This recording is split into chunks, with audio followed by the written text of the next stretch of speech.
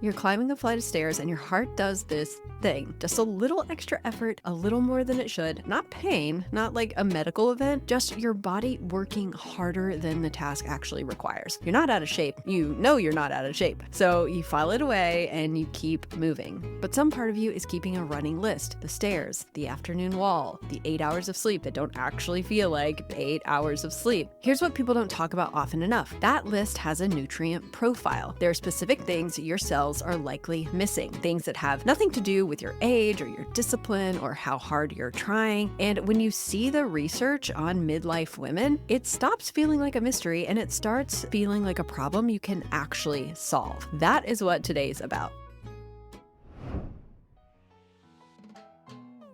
Welcome to Wild is Wise. I'm Sara Estes, a former private investigator who ditched the high-stress legal life after a major health crisis. I rebuilt my health from the ground up through nutrition and functional medicine, and now I'm here to uncover the truth about women's wellness and translate it so you can make informed decisions about your health. On this podcast, we break down women's nutrition and physiology with real research and actionable tips. And here's the core philosophy.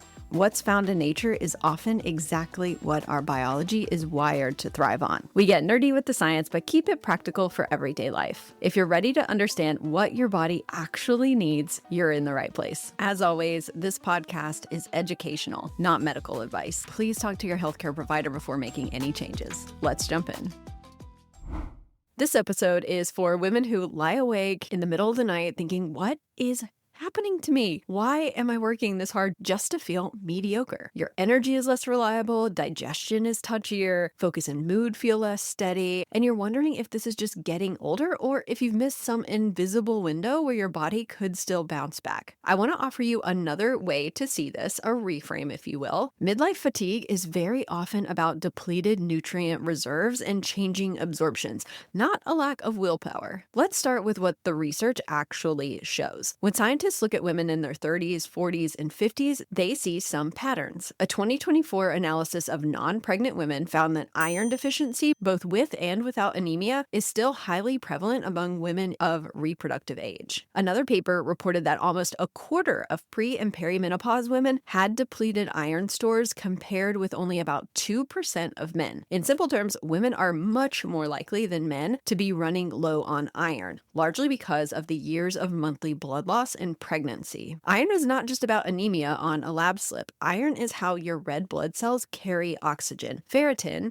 the storage form of iron, you can think about it as your iron savings account. When ferritin is low, your cells simply don't get oxygen as efficiently. And that feels like unexplained fatigue, breathlessness when you're walking up the stairs, more hair shedding, pale, dry skin, and a heart that feels like it's pounding faster than it should. What's wild is that many lab ranges still call ferritin of 10 or 15 normal for women, even though clinicians see fatigue and hair loss over and over again in women at the low end of that range. Iron is just one example. Vitamin B12 is another. A 2022 study of over 2,000 people, most of them women, found that about 42% had B12 levels below 400, which is considered suboptimal, and that fatigue and memory problems were significantly more common in the low B12 group. Other reviews estimate that somewhere between 6 and 18% of women are frankly B12 deficient, and the risk goes up with age, digestive issues, certain medications, and restrictive diets. B12 is essential for making healthy red blood cells and for turning the food you eat into ATP, which is the actual energy currency of your cells. So when B12 is low, fatigue, brain fog, and mood changes are extremely common.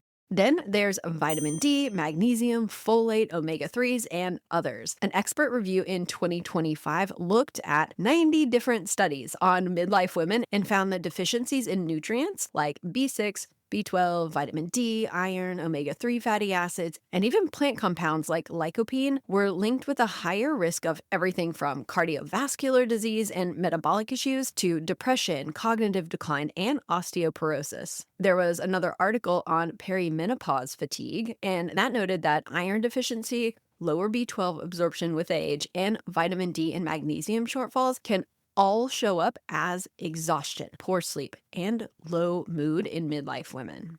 So we put all of this together, and here's the picture. By the time a woman hits her 40s or 50s, she may have decades of heavy periods, pregnancy, stress, undereating, dieting, gut issues, and medication use behind her. Somewhere along the way, her nutrient reserves, especially things like we said, iron, B12, vitamin D, and those key minerals, they got drained. And her gut may not be absorbing nutrients as well as it used to. And now in midlife, her body is trying to navigate the hormone shifts on top of a half-empty tank. From the outside, that looks like I just can't get myself to the gym. I'm so lazy lately. On the inside, it's more like your mitochondria are grasping for oxygen and B vitamins. Your nervous system is running on fumes. There's nothing left to give. This was exactly my experience. During my health journey, I was working so hard. I was going to appointments, I was taking my supplements and eating super clean, and I thought I had a really good diet, and I still felt wrecked. No one was talking to me about nutrient density, about ferritin, about B12, or about the fact that I had lost my gallbladder and I was living in a very high stress state.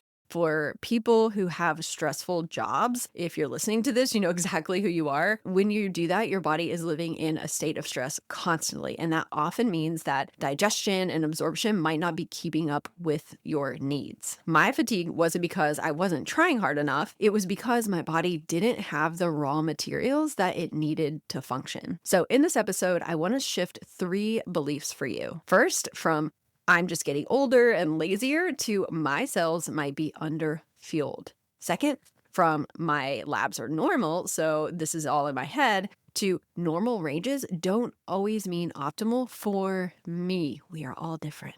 We all have different bodies with different needs. And third, from it's too late for my body to bounce back to midlife is exactly when deep nutrient repletion matters most. Let's take these 3 one at a time.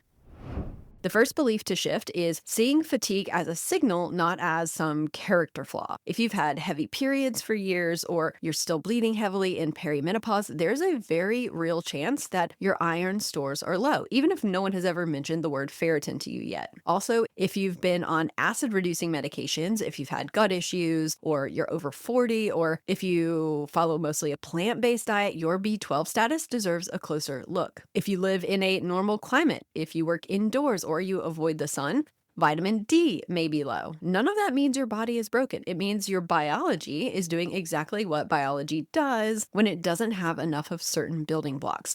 It slows down non-essential functions to prioritize survival. The second belief to shift is about labs. Spend 5 minutes in a room or a group chat full of midlife women, and you will hear the same sentence on repeat. My labs are normal, but I don't feel normal. Often what's going on is that they are at the bottom of the normal range for things like ferritin or B12. On paper, a ferritin of 15 or 20 might be called normal because it's above the deficiency cutoff. In real life, that same woman may have underexplained fatigue, hair loss, breathlessness, or restless legs. In the B12 study that I mentioned before, the researchers considered levels below 400 as suboptimal, and they still saw more fatigue and memory issues even when people weren't technically deficient by older standards. So if you're listening and your labs are fine, but you're exhausted, it's okay to ask, fine compared to what? Fine for who? It may be worth talking to your provider who understands optimal ranges, not just you're not in crisis, so you're fine. You want to optimize for your body and how you are actually feeling, as opposed to just simply not being dangerously deficient. The third belief to shift is the most emotional. Is it too late for my body to bounce back? I want you to hear this clearly. Midlife is not a point of no return. A 2025 expert panel on midlife women's health emphasized that the menopausal transition is actually a window of opportunity. Yes, there are hormone changes and more inflammation, but it's also prime time to address micronutrient gaps, metabolic health, and lifestyle in a way that can pay off for decades. Another article I found on perimenopause fatigue pointed out that addressing things like iron deficiency, B12, vitamin D, and magnesium when they're low can meaningfully improve how women feel day to day. You have not missed your window. Your body is constantly rebuilding and regenerating. It's repairing and it's responding to what you give it. So what do you actually do with all of this? I want to give you a very simple, very doable experiment. You don't need a giant supplement stack. You don't need a 20-step protocol. You don't need to turn your life upside down. For the next 4 to 8 weeks, choose one daily anchor that combines better nourishment with better absorption. That anchor has 3 parts. Part 1, a nutrient-dense plate most days. We already talked about the Wild is Wise plate in a previous episode, but the short version is build your meals around a real source of protein, some color and fiber, and a healthy fat. For fatigue especially, I'd love to see you focus on 3 things. Bring in iron-rich foods several times a week, so think red meat, dark meat, poultry, shellfish, or if you don't eat those, at least be intentional about plant iron plus vitamin C.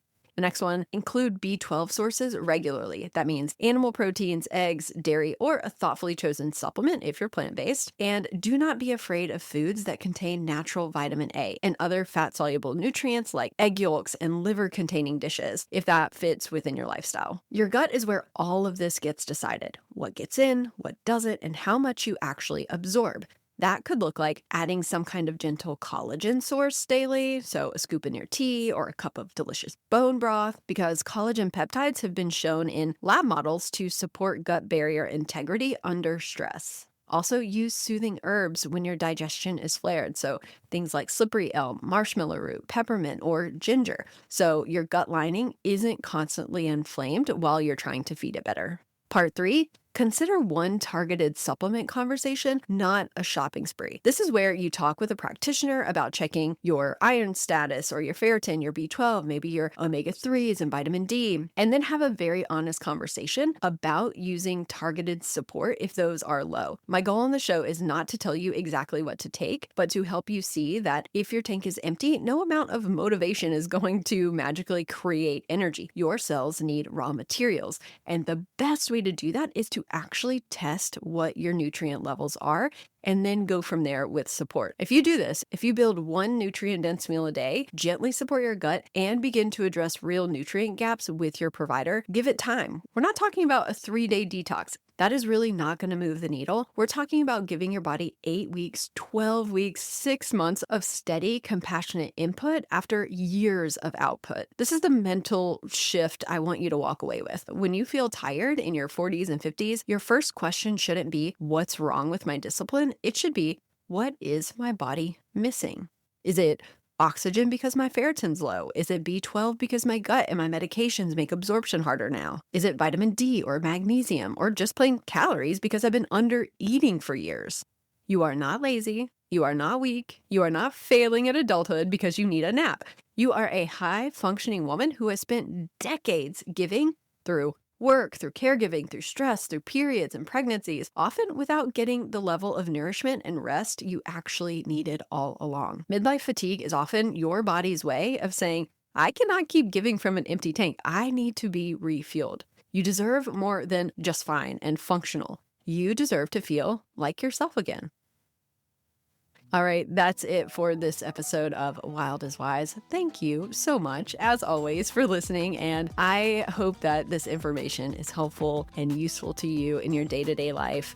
Until next time, stay wild, stay wise. I'll see you next week.